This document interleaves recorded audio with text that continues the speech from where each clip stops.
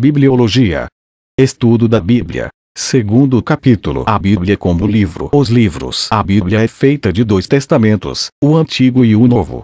No entanto, do ponto de vista cristão, os dois não estão em pé de igualdade. Isto porque o Novo Testamento interpreta o Antigo. Na prática, isto quer dizer que o Antigo Testamento, que constitui 2/3 da Bíblia, é lido à luz do Novo.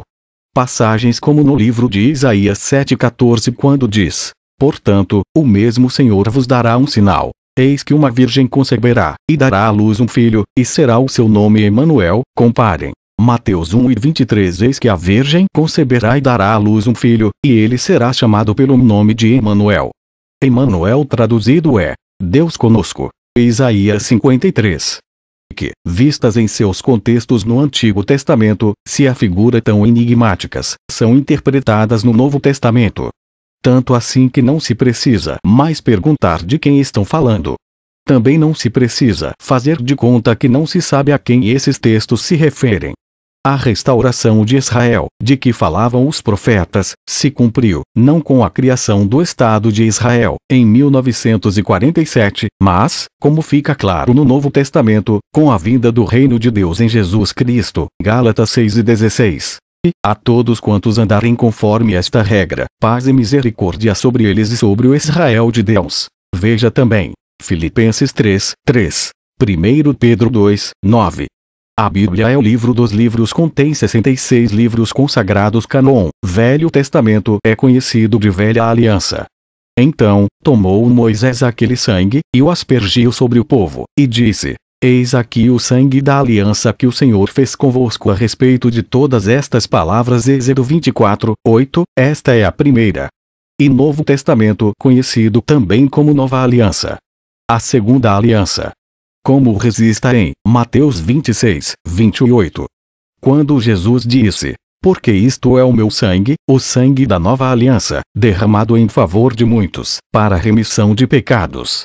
Os nomes Antigo Testamento e Novo Testamento, embora não comumente usados até o fim do segundo século, focalizam as duas grandes alianças feitas por Deus com seu povo, que é também chamada de aliança mosaica. Aí estão os varais até o dia de hoje. Nada havia na arca senão as duas tábuas que Moisés ali pusera junto a Horebe, quando o Senhor fez aliança com os filhos de Israel, ao saírem do Egito. Segundo Crônicas 5:10. E a nova aliança que diz: porque, repreendendo-os, lhes diz: eis que virão dias, diz o Senhor, em que com a casa de Israel e com a casa de Judá estabelecerei um novo concerto, aliança, não segundo o concerto que fiz com seus pais, no dia em que os tomei pela mão, para os tirar da terra do Egito. Como não permaneceram naquele meu concerto, eu para eles não atentei, diz o Senhor. Porque este é o concerto aliança que, depois daqueles dias, farei com a casa de Israel, diz o Senhor. Porei as minhas leis no seu entendimento e em seu coração as escreverei. E eu lhes serei por Deus, e eles me serão por povo. E não ensinará a cada um ao seu próximo, nem cada um ao seu irmão, dizendo: conhece o Senhor, porque todos me conhecerão, desde o menor deles até o maior. Hebreus 8:8-11, confira, segundo Crônicas 5:10. O Antigo Testamento registra principalmente o envolvimento de Deus com a nação de Israel, com base na aliança que fizera com os israelitas através de Moisés no Monte Sinai. Partes anteriores do Antigo Testamento relatam a criação do homem, o dilúvio, a chamada de Abraão e a formação da nação israelita através da descendência de Isaque e Jacó. Depois do relato do estabelecimento da aliança mosaica, o Antigo Testamento registra a história do relacionamento entre Deus e Israel, a peregrinação no deserto, a conquista parcial da terra de Canaã, sua vida sob a autoridade de juízes e reis, incluindo a divisão da nação entre os reinos do norte e do sul, as muitas advertências proféticas do cativeiro iminente, os cativeiros e o retorno de Judá à Palestina. Ao longo de todo o Antigo Testamento estende-se uma linha de profecias com respeito a um libertador, Salvador que haveria de vir, o Messias, e a instituição de uma nova aliança. O cumprimento dessas profecias é a história do Novo Testamento. Os livros do Antigo Testamento. A coleção dos 39 livros que compõem o Antigo Testamento foram reconhecidos provavelmente por Esdras entre 456 a 330 a.C., e logo após pelos 70 tradutores feita entre 285 a 150 a.C., em Alexandria no Egito para muitos judeus que ali moravam e que não conheciam o hebraico, que foi também os livros que Cristo usou. A Bíblia foi originalmente escrita em forma de rolo, sendo cada livro um rolo.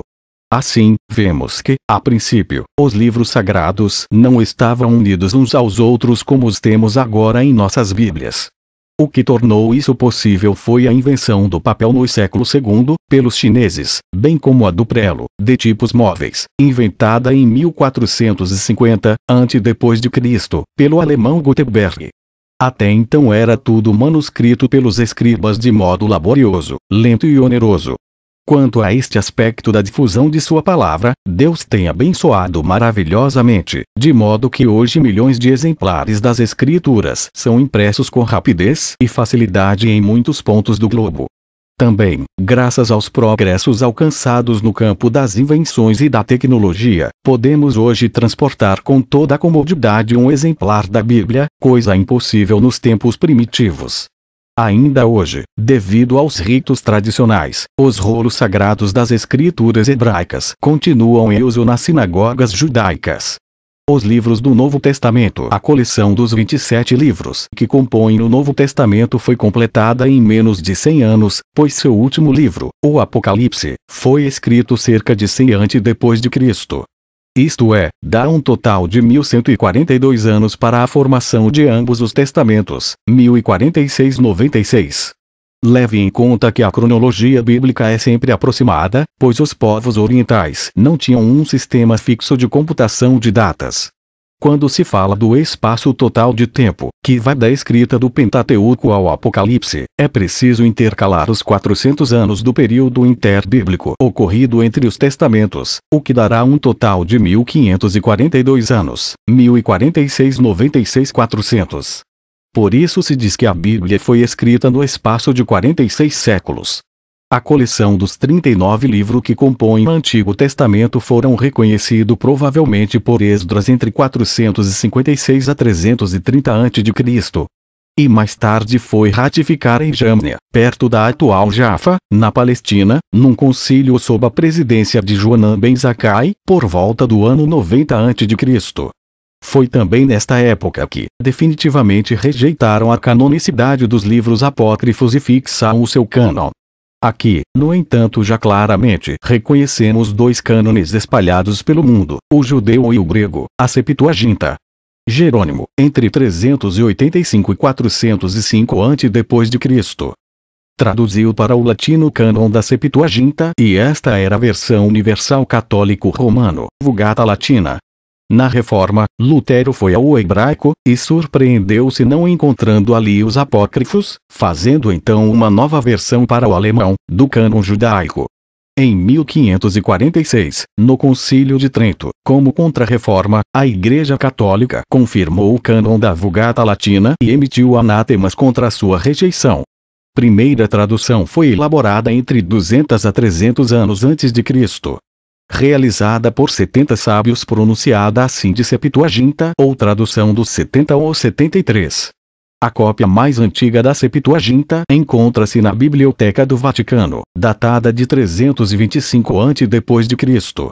Número total de livros da Bíblia: 66 livros, 39 no Antigo Testamento, 27 no Novo Testamento. Exceto a Bíblia Católica, que quando foram elaborados pelos 70 não fez parte. Os 7 na coleção hebraica, são chamados de livros apócrifos ou deuterocanônicos, foi estabelecido, ou seja, foram colocados, por exegetas israelitas no final do século I d.C.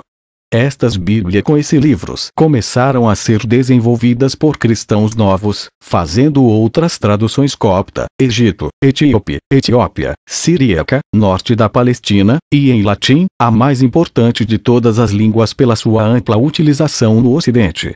Por haver tantas versões parciais e insatisfatórias em latim, no ano 382 a.C., o bispo de Roma nomeou o grande exegeta Jerônimo para fazer uma tradução oficial das Escrituras.